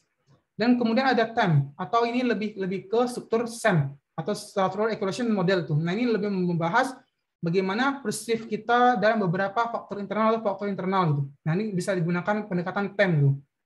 Misalnya datanya data dari survei yang tugas kemarin yang untuk dilakukan. Nah, tentu untuk theoretical background-nya, untuk reasoning-nya tentu harus mempunyai ilmu tentang teori reason actions, perceived behavior theory, dan innovations decisions process gitu. Nah, di riset sekarang ini lebih membahas bagaimana model-model machine learning di sana gitu bisa digunakan dengan simulation model. Misalnya kita melakukan model, kita melakukan simulasi, kira-kira simulasi yang kita punya ini bisa representatif tidak ya dengan data yang ada di sana. Nah, kita bisa melakukan improve model gitu untuk pemodelan gitu. Nah, ini juga harus sadari secara tahu tentang bagaimana untuk simulation model itu. Nah, tentu di sana akan ada tentang komputasi model di sana gitu. Bagaimana sekiranya ketika ada masalah kita modelkan dan kita memberikan solusi di sana itu. Tentu di sini tidak memerlukan eksperimen karena kita berangkat dari simulasi saja gitu. Tidak harus berhubungan langsung dengan responden atau lain sebagainya gitu. Nah, untuk meningkatkan akurasi di sana ada beberapa simulasi yang sudah digunakan gitu. Misalnya untuk optimasi, ada optimasi tentang evolutionary algorithm, ada seek-based algorithm, dan swarm gitu. Ini ada beberapa tipenya. Misalnya untuk yang paling sering digunakan ini sebenarnya GA, genetic algorithm, PCA juga sering digunakan, particle swarm optimization. Biasanya kalau research membahas tentang akurasi itu pasti selalu membandingkan bagaimana perbedaan dari GA dan PSO untuk akurasi. Yang misalnya contohnya adalah di sini tentang algoritma genetik. Jadi algoritma genetik ini lebih membahas tentang bagaimana perubahan evolusi di sana gitu. Misalnya dalam model parameter regresi, kita kan dapat akurasi itu kan dari parameter yang baik di sana gitu. Nah, kita bisa melakukan seleksi parameter tersebut dengan misalnya melakukan evaluasi dari individuanya bagaimana, kita selection yang bagaimana, reproduction bagaimana, dan mutasi sebagaimana gitu. Jadi kita dapatkan parameter terbaik untuk pemodelan atau untuk peramalan atau untuk prediktif model gitu. Jadi ini adalah salah satu contoh untuk simulation model. Nah, yang kemudian adalah data science. Data science sekarang sangat populer karena sebenarnya adalah karena manusia ini lebih suka tentang visual di sana gitu. Nah, jadi ketika kita memberikan informasi, ketika kita mendeliver apa yang ada di data tersebut dengan chart-chart itu membuat awareness dari pendengar itu akan meningkat gitu. Nah, makanya di data science ini sangat marak digunakan karena data science menawarkan visualisasi yang baik, data science menawarkan model-model yang robust untuk dilakukan, mendapatkan informasi, dan untuk decision making di sana gitu. Nah, untuk data visualization sendiri banyak tipenya. Saya sudah upload dari beberapa topik di kuliah data science. Saudara-saudari bisa lihat di YouTube. Jadi ada pie chart, ada line chart dan lain sebagainya untuk visualisasi. Jadi cara untuk melakukan visualisasi ini berbeda-beda ya, karena datanya juga berbeda-beda gitu. Jadi nggak sembarang data bisa digunakan sembarangan untuk di visualisasi tertentu gitu. Jadi saya harap nanti ketika melakukan data visualisasi berangkatlah dari masalahnya apa dan tahu bagaimana cara membuat data visualisasi tersebut gitu. Jadi jangan sembarangan. Nah, contohnya di sini ada topik ada SNA, ada social network analysis. Misalnya ini data dari Twitter gitu, dari Drone Empiric. Ini salah satu kolega saya, Mas Fahmi, Mas Ismail Fahmi, mungkin saudara-saudari juga familiar, karena beberapa topik riset dia membuat bagaimana perbedaan dari behavior pengguna Twitter gitu. Misalnya dia nge-tweet tentang topik apa, kita lihat bagaimana pattern yang ada di lapangan gitu. Nah, itu salah satu topik riset yang saudara dan saudari bisa lakukan gitu tentang SNA. Apa yang saudara-saudari butuhkan di sana? Tentu yang pertama ada network teori. Ini adalah salah satu disiplin ilmu yang harus dipunyai ketika ingin menggunakan riset tentang SNA. Tentu ada graph theory dan innovation diffusion theory. Ini salah satu. Nah, ini saya kasih cheatingnya ya ketika nanti ketika saudara-saudari ingin tertarik membahas tentang SNA, saudara-saudari harus tahu nih background teoretikal yang harus dipunyai apa. Nah, kemudian di sini ada big data analysis. Tentu karena big data itu menawarkan cost reductions, menawarkan waktu yang optimal untuk analisis, waktu yang tidak terlalu banyak di sana, dan untuk mempermudah decision making di sana gitu. Tentu apa yang saudara-saudari punya harus punya background yang baik tentang statistik, advanced statistik itu. Tentu di sana bisa mengambil data dari crawling dari web atau data-data yang informal gitu, yang ada di kita gitu. Tentu big data analytics ini lebih membahas tentang bagaimana informasi yang hidden yang ada di data tersebut itu, dan bagaimana untuk korelasinya, untuk bagaimana hubungan sebab akibatnya, kausalitasnya dari informasi yang ada di dataset kita. Nah, tentu untuk data visualization tersebut itu di big data tentu kita ada data, kita sortkan dulu sesuai karakteristiknya, kita arrange dulu seberapa pattern yang ada di sana, kita present visually sebagai bagusnya, dan kita storytelling-kan gitu. Apa yang ada di data ini kita buat story-nya apa gitu. Misalnya agar informasi yang di sana itu jelas untuk diketahui oleh banyak orang di sana gitu. Nah, ini juga terakhir tentang pergeseran paradigma penelitian di era big data. Jadi di sini di dalam di dalam era big data ini penelitian tidak berawal dari hipotesis yang dikonfirmasi dari data, tapi bergerak dari eksplorasi data guna memperoleh informasi yang maksimal gitu. Nah, jadi kita di big data ini kita tidak ada hipotesis. Kita benar-benar buta apa yang ada di data tersebut. Maka kita perlu explore, kita perlu mining gitu. Kita perlu mining informasi yang ada di sana agar informasi yang kita dapatkan maksimal yang ada di lapangan tersebut gitu. Dengan cara apa? Dengan cara di sana kita bisa search, kita bisa melihat pencarian terarah, kita bisa di discovery lebih bersifat oportunis dengan apa yang ada di informasi tersebut tuh. Nah, misalnya di big data ini kita lebih melihat bagaimana pattern dari teori tersebut ke domain teorinya dan sebaliknya gitu. Nah, tentu di big data ini kita harus tahu bagaimana data driven research-nya. Dan untuk di domain teori ini tentu kita harus tahu teori driven research-nya bagaimana gitu. Nah, jadi selanjutnya untuk di big data ini kita lebih berangkat dari model is the king menjadi data is the king itu. Nah, jadi saya juga berkesempatan menjadi misalnya dalam meng-hire seorang data science di satu institusi, perusahaan atau lembaga pemerintah, pasti saya selalu tanyakan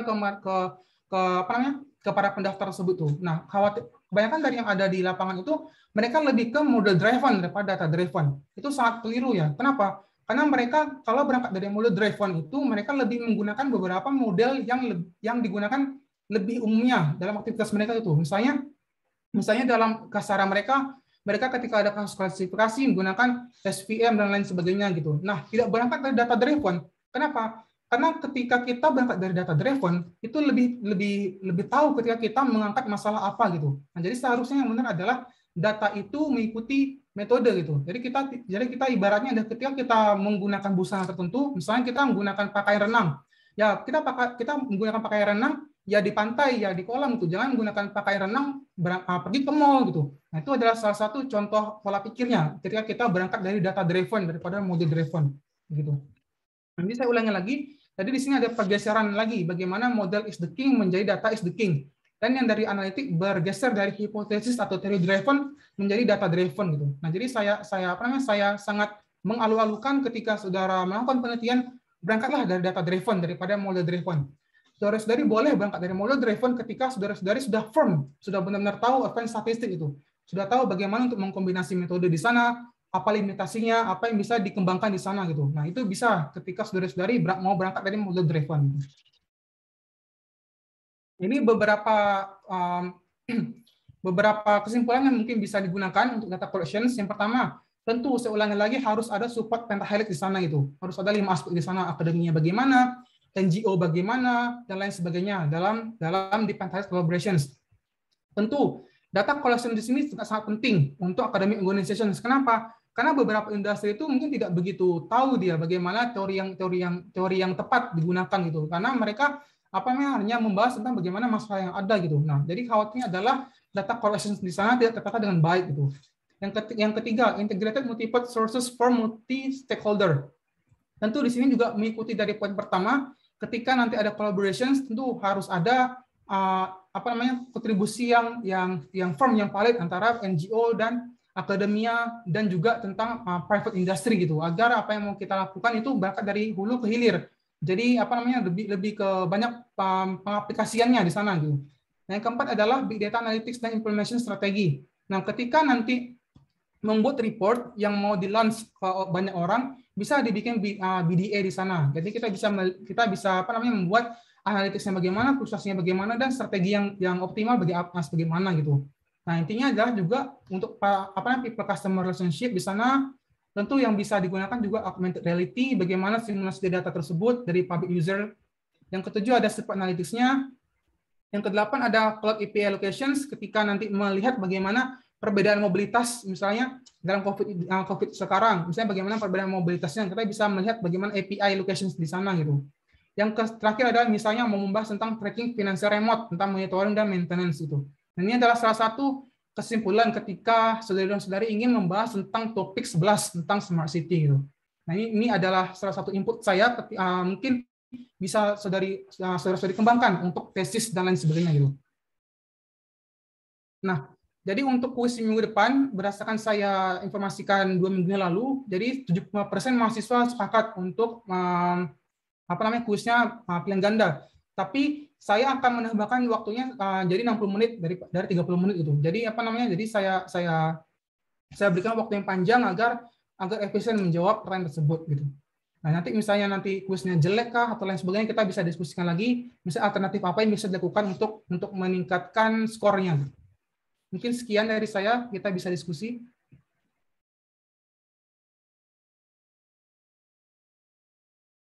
Banyak sekali yang nanya. Silakan, siapa dulu nih, Mbak Dwi Anita? Terima kasih Pak Rezi. Pak, saya izin bertanya Pak, tadi terkait margin error ya Pak. Tadi kan misalnya dicontohkan margin error itu kalau misal 5% gitu kan. Jika penelitian pada saat hasil akhir kita ternyata hasilnya tidak sesuai ya, misalnya dalam artian sampai lebih dari 5%. Nah, itu apakah kita jadinya harus seperti mengulang research kita dari awal Pak, seperti itu. Itu pertanyaan nomor 1 Pak. Kemudian Dulu, Mbak, kalau ya. Ya Pak. Saya jawab satu dulu. Oh ya, baik Pak. Saya nggak panjang soalnya. Ya. Nah, kalau untuk itu saya jawab diulang tidak, tapi bisa menambahkan bisa menambahkan samplingnya gitu. Kan kita tidak perlu mengulang instrumen, tapi kita bisa menambahkan, menyebarkan lagi frameworknya. Misalnya risetnya 3 bulan, mungkin bisa ditambahkan jadi 6 bulan atau dalam setahun gitu. Atau bisa mengecilkan confidence interval di sana gitu, nggak apa-apa. Baik Pak, terima kasih. Kemudian untuk yang berikutnya Pak, jadi kalau tadi terkait data ya, berdasarkan dari big data tadi, berarti kita berangkat dari data yang ada, yang sudah tersedia, kemudian kita seperti mendapat sebuah conclusion atau informasi-informasi yang akan kita tuangkan dalam temuan kita seperti itu ya Pak, dalam analisa kita. Terus yang kedua terkait yang model statistik tadi Pak, jadi kalau tadi model statistik tadi berarti kita berangkat dari metode-metode statistik dulu, baru hasil analisa yang kita yang sudah kita lakukan, seperti itu, benar nggak Pak? Koreksi kalau saya salah ya Pak. Kalau untuk dari data, sebenarnya yang baik itu dari data ke metode. Itu kenapa? Karena mengikuti setiap kita ikuti dari masalah apa yang ada, kita gunakan tools yang appropriate di sana gitu. Nah, kalau untuk berangkat dari metode ke data itu, misalnya kalau saya sudah punya pemahaman yang baik dari metode tersebut, gunanya untuk apa tadi? Gunanya untuk melihat kira-kira metode ini kira-kira bisa dikembangkan ke arah mana untuk akurasinya, gitu sih Mbak. Jadi kalau saudara punya masalah lebih ke datanya, ya berangkat dari data gitu. Tapi kalau tujuan penelitiannya adalah membuat metode baru, membuat teori baru, ya berangkat dari metode gitu. Nah, itu perbedaannya. Nah, khawatirnya adalah kalau misalnya nanti seorang data scientist lebih berangkat dari model driven daripada data driven, apa yang mau diselesaikan di instansi tersebut itu? Karena mereka kan banyaknya masalah. Bukan untuk tujuannya membuat model baru gitu. Bukan akademia macam saya. Kalau akademia macam saya lebih condong ke model driven karena saya mau membuktikan model saya ini robust ketika nanti digunakan oleh mungkin dari praktisi-praktisi gitu. Itu adalah pola pikirnya, Mbak. Terima kasih, Pak Rezi. Oke, makasih. Silakan Pak Indra. Ya, makasih Pak Rezi. Tadi saya sebenarnya sempat dijawab juga di part yang big data, tapi saya mau mundur ke awal-awal slide Pak tentang data collection. Kan di situ kita ada collecting data, observation atau termasuk interview dan lain sebagainya. Kalau kita juga ikut mengambil data dari yang sudah jadi nih Pak, maksudnya data statistik, apakah itu badan statistik atau dari pemerintah daerah atau seperti apa Pak? Seberapa besar sih proporsi kita dengan interview yang akan kita ambil? Artinya apakah harus ada interview atau sudah cukup kita ngambil data yang sudah jadi? Itu Pak, terima kasih Pak. Ya, terima kasih Mas Indra. Ini sama dengan apa yang saya kerjakan sekarang. Misalnya kalau saya sekarang lebih banyak membahas tentang data-data yang ada di Susenas atau Sakernas itu. Kenapa? Saya confidence dengan apa mereka kerjakan. Mungkin dari Susenas itu udah mereka analisis mengcover sekian banyak persen yang ada di masyarakat itu. Nah, kalau misalnya dari kita sudah tahu betul misalnya data kita mengcover sekian banyak persen, ya kita bisa cukup di sana gitu. Kita tidak perlu membuat banyak energi kita untuk mengkoleksi data yang baru. Kecuali ketika nanti yang ada di Susenas atau Sakernas itu kita lebih membahas tentang karakteristiknya ya. Misalnya kita ingin melihat bagaimana masyarakat disabilitas, misalnya tidak ada di blok pertanyaan di sana. Ya kita bisa fokus, kita bisa melihat sekian proporsi yang ada di lokasi tersebut, kita bisa lihat ketika kita mau pakai kasus disabilitas, kita bisa setting sampling yang seperti apa ya. Nah, itu sih pola pikirnya Pak, kalau dari pengalaman saya gitu. Oke, makasih Pak Rezi. Oke, makasih Pak Indra. Silakan Pak Anggowo. Siap. Pak Rezi, mohon izin saya bertanya dari orang yang benar-benar awam Pak tentang riset. Yang pertama Satu, Pak, ya? Ya Pak, satu dulu Pak ya. Saya sendiri Pak ya tidak punya sense of research gitu ya. Tadi sebenarnya saya sangat tertarik sekali pada saat Pak Rezi menyampaikan bahwa mestinya kita membahas sesuatu yang sedang in sekarang lah gitu ya, atau yang akan diperlukan untuk masa depan. Bukan bukan membahas masalah-masalah yang umum sebenarnya kayaknya. Misalkan kebetulan tugas saya itu saya bikin sesuatu yang umum banget ya, bauran pemasaran. Mohon izin Pak, untuk memulainya itu ada saran nggak Pak ya? Karena kan itu sesuatu ilmu yang kita belum tahu gitu, nggak tahu kan. Temanya baru, misalkan AI misalkan gitu kan, artificial intelligence itu kan kita sama sekali nggak ngerti. Tapi misalkan kita diminta untuk riset tentang itu, menentukan variabelnya bagaimana caranya Pak gitu, atau menentukan bahwa hipotesanya itu benar atau tidak, apakah kita contek saja yang sudah ada begitu, kita perbarui, atau bagaimana Pak? Mohon izin Pak, penjelasan Pak. Sebenarnya kalau untuk itu, nah, ketika kita bikin riset Mas, Pak, kita bisa lakukan namanya meta analisis gitu. Meta analisis itu apa? Misalnya kita ingin membahas tentang AI, tapi kita bisa lihat spesifik apa yang sudah dilakukan gitu.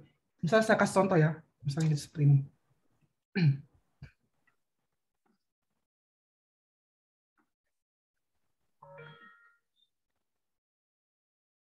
Nah, misalnya kalau saya bingung, saya kan topik-topik saya SDGs gitu. Jadi saya perlu explore yang banyak gitu. Misalnya di sini saya pengen bahas tentang machine learning dan apa ya, and culture. Nah, di sini nanti akan ada sekian banyak dokumen yang ada di Scopus. Nah, nanti di sini ada keyword yang muncul apa, yang banyak di sana. Nah, jadi bisa lihat dari sini informasi yang ada gitu. Oh, misalnya saya tadi gunakan machine learning pakai kategori culture. Oh, ternyata di sana banyak yang membahas tentang human, banyak membahas tentang non-human, banyak bahas tentang human cell dan lain sebagainya gitu.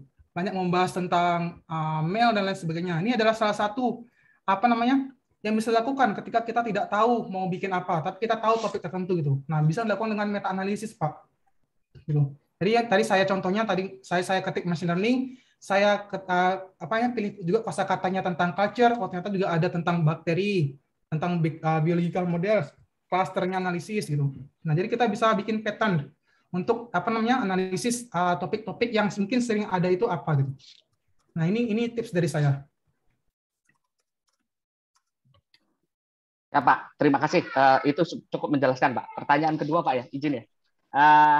Kan tadi karena temanya baru Pak, kita kan membuat hipotesanya kemungkinan besar bisa terjadi kesalahan. Kalau kita sudah di tengah riset, sudah, ya mohon izin Pak ya, makan waktu, ternyata hipotesa kita salah. Itu diulangnya dari mana Pak ya? Oh, rumit sih itu kalau udah hipotesa yang salah. Kalau hipotesa yang salah ya itu bisa disebabkan juga data kita milik variabel yang salah gitu. Nah, kalau misalnya sudah salah ya otomatis kita harus mengulang lagi framework penelitiannya, Pak. Kecuali tadi melakukan semi structure gitu.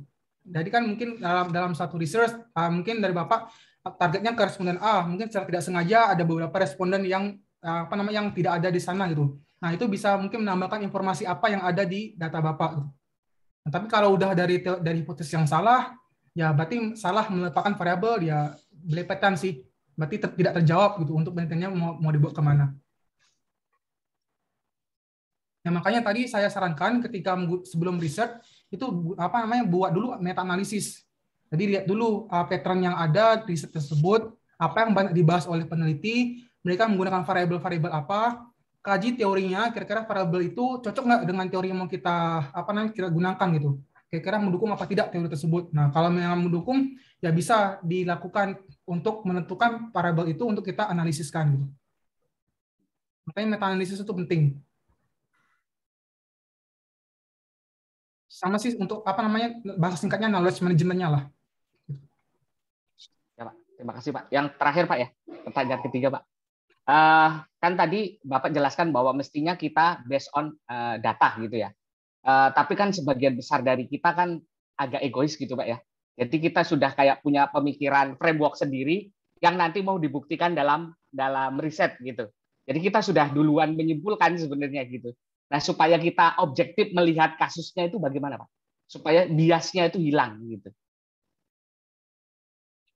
Biasnya hilang itu bisa apa namanya? Kalau kita lihat bias itu kita bisa nguji ya Pak dari validity dan reliability di sana gitu. Tapi kalau memang nilai validitanya betul, reliable-nya betul ya berarti tidak bias di sana. Jadi persepsinya dirubah gitu. Kalau nilai validitasnya udah cukup baik, udah reliable juga ya berarti tidak bias. Ya memang kita itu kan sebenarnya udah ada sense sebenarnya. Kita sudah tahu sebenarnya apa yang pengen kita lakukan. Tapi kan kita pengen menguji evidence, kira-kira yang kita gunakan itu, kita kaji itu betul apa tidak gitu. Nah, makanya diuji validitas sama reliabilitas. Tapi dalam kita melakukan penelitian mungkin kita ada kecenderungan dalam arti sebenarnya kita tahu jawabannya apa, tapi kita perlu bukti untuk mau-proof jawaban itu. Jadi itu nggak salah Pak. Kecuali dari awal udah menggiring hipotesis itu agar diterima gitu. Dengan cara apa? Dengan cara mungkin sudah tahu, oh kalau saya ada masalah ini dengan responden ini ya dia akan menjawab ini. Nah, itu kan kita dari awal sebenarnya sudah mengarahkan jawaban hipotesis kita diterima gitu.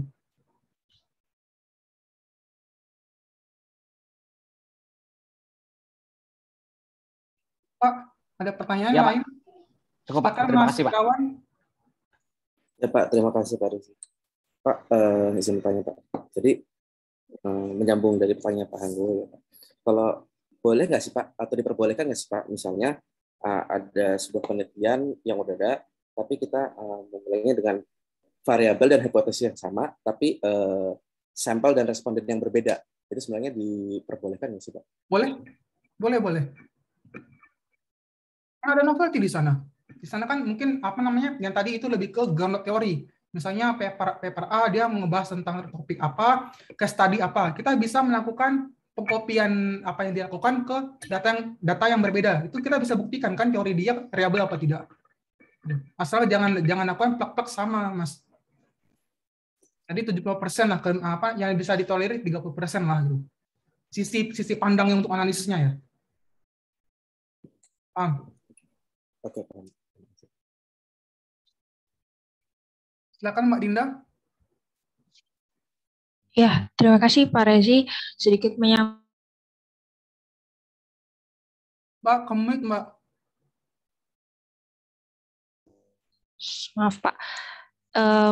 Makasih Pak. Mau menyambung juga dari pertanyaan Pak Hanggo. Pak, kalau beliau sampaikan tadi kan beliau tuh takut. Tadi Pak Rezi juga menyampaikan takutnya itu kita tuh menggiring opini dari orang yang kita survei Pak, jadi kan menggiring untuk membenarkan hipotesis kita Pak. Tapi bagaimana Pak kalau misalnya apa yang kita tanyakan tuh kita agak yakin konsumen tuh akan bias Pak, walaupun kita sudah survei lapangan. Tadi Bapak juga menyampaikan kita juga bisa survei lapangan supaya kita bisa menggunakan logika kita apakah konsumen ini menjawab bias atau enggak. Seperti contoh misalnya Pak, mungkin penelitian saya tentang pengolahan limbah masker setelah pakai gitu kan. Apakah masyarakat itu mengetahui bahayanya tidak mengolah sampah masker berpakai? Tentunya kan ada kecenderungan masyarakat itu ingin membenarkan jawabannya. Mungkin mereka tidak melakukan, tapi kan mereka pasti ada egonya kan Pak.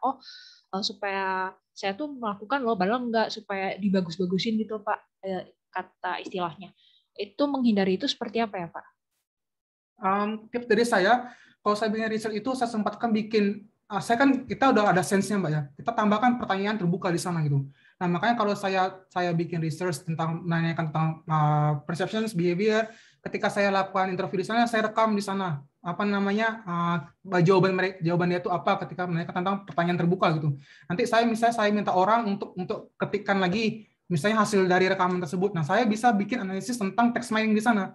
Saya bikin topik modeling di sana gitu. Misalnya saya misalnya mau membahas tentang masker. Kira-kira kata yang sering muncul dari masker itu apa? Misalnya kata yang sering diucapkan dari masker itu apa gitu. Nah, kita bisa melakukan perbandingan bagaimana ketika kita melakukan riset kuantitatif dan kualitatif gitu. Makanya nanti ketika membuat kuesioner, sempatkanlah paling tidak 4 atau 5 pertanyaan terbuka gitu. Jadi pertanyaan terbuka ini, misalnya pertanyaan itu, misalnya ada 5 variabel yang Mbak gunakan. Misalnya setiap variabel itu ada 5 lah anggapnya. Nah, buat satu pertanyaan yang mengcover dari 5 variabel itu. Paham kan ya? Jadi sebenarnya satu variabel itu, satu variabel itu bisa ditanyakan secara umum di pertanyaan terbuka gitu. Nah, jadi ketika nanti dianalisis validitasnya, bisa di cross check-kan juga di kualitatifnya gitu. Nah, itu bakal untuk mensupport juga kira-kira make sense apa tidak ya dengan Bapak atau Ibu ini berikan di lembar kuesioner dengan apa yang dia sampaikan gitu. Berarti kita memang harus menyempatkan waktu untuk menanyakan pertanyaan terbuka itu secara langsung ya, Pak? Iya, Pak. Iya, Mbak. Kalau saya gitu. Oke, Pak. Berarti logika kita juga harus diasah ya, Pak, untuk mengetahui apakah sense-nya, betul. Sense-nya gitu. Terima kasih, Pak. Ada pertanyaan lain? 824. Aman? Happy? Kalau happy, saya juga happy nih. Yaudah, untuk kuis minggu depan itu nanti lebih membahas bagaimana tentang ethics, research ethics, terus tipe-tipe skala, uji hipotesis, itu aja gitu. Jadi nanti saya bikin pilihan ganda, jawaban itu bisa dijawab apabila tenang dan berpikir logis. Gitu. Jadi jawaban itu nggak akan ada ketika saudara-saudari cari di Google gitu. Nah, jadi itu lebih ke bagaimana pola pikirnya gitu. Misalnya, contohnya saya kasih satu contoh bocoran. Misalnya si A adalah mahasiswa di Universitas B, terus punya dosen pembimbing si C. Dosen pembimbing si C ini punya kolega lain. Dia ingin memasukkan si kolega ini ke list paper. Gitu. Kira-kira itu masuk ke itu salah satu pelanggaran etik apa tidak? Nah, itu salah satu contoh soalnya ya. Jadi lebih ke pola pikir gitu. Oke, paham? Pak, maaf Pak, boleh diulangin lagi Pak, maaf Pak. Tadi dari yang depan, maksudnya ada uji hipotesis, terus tipe skala, boleh diulangin lagi Pak. Hipotesis, tipe skala, apa lagi yang saya buat itu? Nanti saya listkan lah, pokoknya dari week 1 sampai week 3 lah topiknya itu. Kalau sampling belum, itu nanti ada di kuis yang kedua gitu. Jadi saya sengajakan bedain kuisnya biar nanti nilainya nggak satu kan. Jadi mungkin bisa saya pilih mana yang terbaik atau saya tambah bagi 2, ya saya nggak tahu nanti lah. Pak, ada sedikit pertanyaan lagi Pak. Silakan, Mbak Dinda. Dari feedback Bapak kan menyampaikan kalau data collection kami kan rata-rata belum sampai 70 Pak. Sebenarnya saya belum paham Pak yang dimaksud data collection di sini itu yang mana ya Pak, maaf. Maksudnya begini, apa yang saudara-saudari buat itu sebenarnya hanya sebatas itu saja. Tapi kalau untuk diaplikasikan sebenarnya itu tidak layak isi untuk di lapangan, paham tidak Mbak? Jadi itu skor hanya menjawab beberapa pertanyaan saya saja. Misalnya saya bikin pertanyaan kan, misalnya buatlah kuesioner dengan 3 variabel. Ya kuesioner itu hanya menjawab itu, tapi sebenarnya tidak aplikatif ketika nanti disebarkan ke responden. Kenapa? Karena ya saya lihat ya kalau pertanyaan gini ya gimana saya isi? Ya saya lebih memilih nggak mengisi lah. Itu akan membuat saya ribet sendiri gitu. Saya ingin menolong tapi saya ribet ya bagaimana? Ya saya cenderung nggak bakal mengisi. Tapi ada beberapa dari mahasiswa dan mahasiswi baik membuat tentang kuesioner tersebut dengan apa? Dengan memisahkan mana subvariabel yang baik, mana pertanyaan yang seharusnya ditanyakan misalnya basicnya, misalnya nama, terus lain-lain informasi pribadi. Atau pertanyaan-pertanyaan yang sebenarnya tidak make sense ditanyakan setuju tidak setuju. Misalnya, berapakah gaji saudara? Terus dibikin rank sangat setuju sama sangat tidak setuju. Ya gimana saya mau mengisi? Itu seharusnya lebih ke besaran. Misalnya bisa dibikin label. Misalnya menanyakan gaji 1.000 sampai 2.000 itu 1, 2.100 sampai 5.000 itu 2, 3.000 sampai sekian itu 3. Nah, itu kan akan mempermudah saudara-saudari untuk analisis. Paham kan ya framework-nya kan ya? Pola pikirnya paham kan ya? Nah, jadi banyak dari mahasiswa-mahasiswi itu bikin pertanyaan ya betul untuk di variabel itu, tapi tidak bisa diukur dengan baik dan benar gitu. Nah, gimana mau mengukur besaran gaji dengan sangat tidak setuju dengan sangat setuju? Maaf Pak, kalau saya tangkap dari jawaban Bapak, jadi ada 2 Pak. Yang pertama, yang kami lakukan itu kuesionernya pertanyaan-pertanyaan tidak aplikatif di kehidupan nyata yang saya tangkap pertama. Ya, betul. Yang kedua adalah skala pengukurannya yang kurang sesuai dengan pertanyaannya seperti itu Pak. Iya, nggak semua ya, ada beberapa yang Iya, ada. Saya kasih tahu tadi gitu. Jadi mungkin membuat skala preference-nya keliru. Sangat tidak setuju. Kapan harus tahu kapan menggunakan kalimat sangat tidak setuju, kapan menggunakan kalimat misalnya sangat baik dan sebagainya gitu. Itu kan berpengaruh berbeda ya dengan apa yang kita tanyakan, Mbak. Beda penempatannya gitu, penempatan kalimatnya. Jadi kan saya ulangi lagi, intinya adalah buatlah responden itu tahu gitu. Khawatirnya adalah kita kan responden itu berangkat dari pendidikan yang beda, dari demografi masyarakat yang berbeda gitu. Jangan berpikir bahwa mereka tuh ngerti dengan apa yang kita tanyakan gitu. Jadi gunakan istilah-istilah yang orang lain tahu juga gitu. Jadi jangan gunakan kata-kata yang berat gitu untuk responden. Gitu. Kalau Terima input dari kasih, saya. Pak.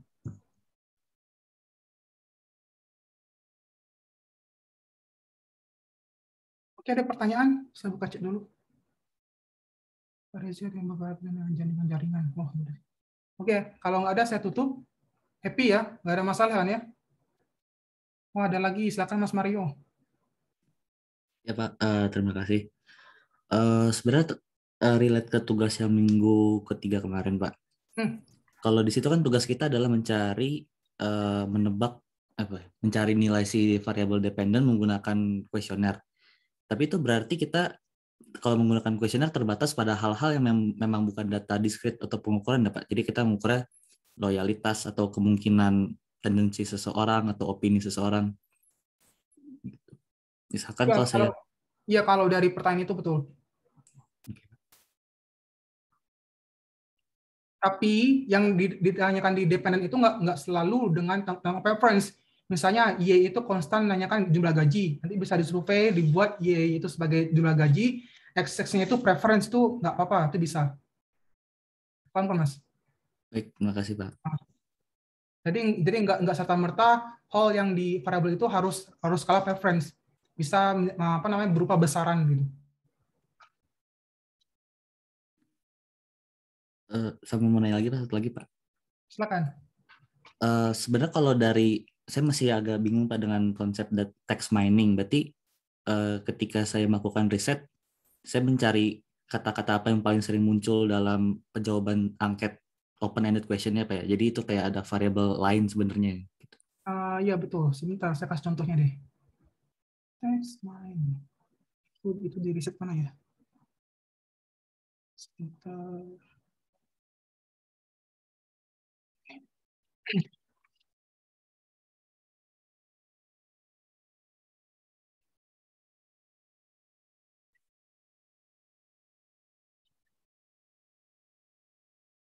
Sebentar ya, saya cari hasil risetnya dulu.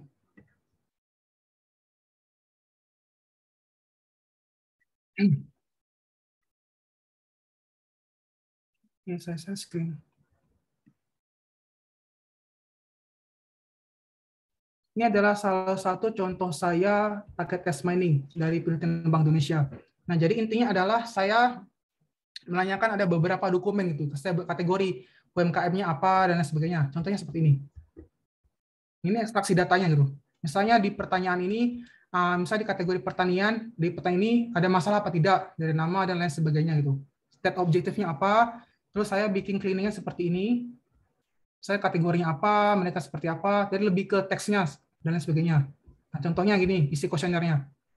Misalnya misalnya dari pertanyaan 1 dia isi paragraf apa, kalimat panjang-panjang itu dia berdasarkan suara ya. Ini saya rekam. Jadi diketik manual apa yang disampaikan dari respon tersebut. Ini kita bisa bikin topik-topiknya berdasarkan variabel. Nah, nanti kita bisa bikin seperti ini. Misalnya kata yang sering muncul apa? Saya, yang, dan lain sebagainya. Nah, ini tidak bisa kita analisis. Kenapa? Karena ini ada kata-kata co-occurrence di sana. Maksudnya adalah kita harus menghapus beberapa kata-kata yang tidak make sense. Seperti kata-kata hubung, kata-kata kemilikan, dan lain sebagainya. Misalnya saya, yang, tidak, dan, di. Itu kan nggak bisa kita interpretasi ya. Kita cleaningkan. Nah, jadi analisis dengan teks-teks yang ada itu, terdapatlah jawabannya. Misalnya yang sering muncul itu adalah pandemi, jual, awal, modal, dan lain sebagainya. Nah, inilah yang kita dapatkan reasoning untuk dari data teks kualitatif gitu. Nah, nanti kalau saudara ambil mata kuliah data science, nanti saya ngajarkan tentang ini. Itu Mas salah satu jawabannya. Baik, terima kasih Pak Rezi. Ada lagi, silakan Mas Irwan. Ya, makin panjang ini. Oh enggak, Enggak. sih Pak. Semoga nggak panjang sih Pak. Alhamdulillah Ya, kalau gitu. saya tertarik tadi sama yang data mining itu Pak. Kenapa? Yang Workout. yang tadi apa tadi ya? Tadi Mas Mario bahasa tentang text mining ya? Oh ya, text mining. Tadi kan text cleaning, ada text cleaning Pak ya. Kalau yang itu kan text cleaning hanya kata penghubung ya Pak. Tapi dilakukan juga nggak sih Pak? Kayak misalnya sinonim gitu Pak. Itu terserah kita sih Mas, mau menghapus label kata-katanya, settingnya. Misal kalau di text mining itu nanti ada cenderung kata-kata negatif, positif. Itu sebenarnya di beberapa package itu ada, itu udah terset Mas. Paham kan ya? Jadi misalnya ketika saya menggunakan package GenSim, nanti di sana sebenarnya sudah ada list beberapa kata yang bisa dihapus, yang ada di package itu misalnya kata-kata hubung, kata-kata lain sebagainya. Tapi kalau untuk kayak sinonim itu ada nggak ya? Itu kita harus bikin label sendiri, Mas. Buat mengkerucutkan gitu Pak ya? Ya, misalnya butuh, terus apa lagi ya? Misalnya kata-kata preference lah, saya suka ini, saya butuh ini, itu kan hampir sama ya. Maksudnya lebih ke preference, dan kita bisa menghapus kata-kata itu. Tapi lebih intinya kan lebih ke bagaimana yang sering dibahas ya. Misalnya yang lebih utama pandemi atau karyawan dan sebagainya. Terus kita bisa bikin topiknya, misalnya kayak ini. Misalnya topik 1 yang bisa dibahas pandemi, usaha dan lain sebagainya. Terus topik kedua dia sering ngomong-ngomong tentang ikan, dia lebih misalnya ketika kita ingin membahas tentang ikan, apa yang sering diucapkan sama dia? Pandemi, WhatsApp, terus bayar dan lain sebagainya. Terus petani babi, mereka petani babi ini lebih sering menggunakan kata-kata ternak, kata-kata pakan, kata-kata juta, virus, ikan dan sebagainya. Ini adalah salah satu contohnya ketika nanti cloning berdasarkan topiknya, Mas. Nanti teknisnya ada di mata kuliah data science, nanti saya ngajar. Terima kasih Pak. Oke, ada pertanyaan lain? Kalau tidak ada, saya cukupkan kuliah hari ini. Saya mohon maaf apabila ada kekurangan. Saya juga manusia, juga masih belajar. Kesempurnaan hanya milik Tuhan. Jaga kesehatan semuanya. Wabillahi taufiq hidayah. Assalamualaikum warahmatullahi wabarakatuh. Waalaikumsalam warahmatullahi wabarakatuh. Jaga kesehatan ya. Makasih. Siapa? Makasih Pak. Terima kasih Pak Rezi. Terima kasih Pak. Terima kasih Pak Rezi. Terima kasih Pak. Salam. Jangan lupa. Terima kasih.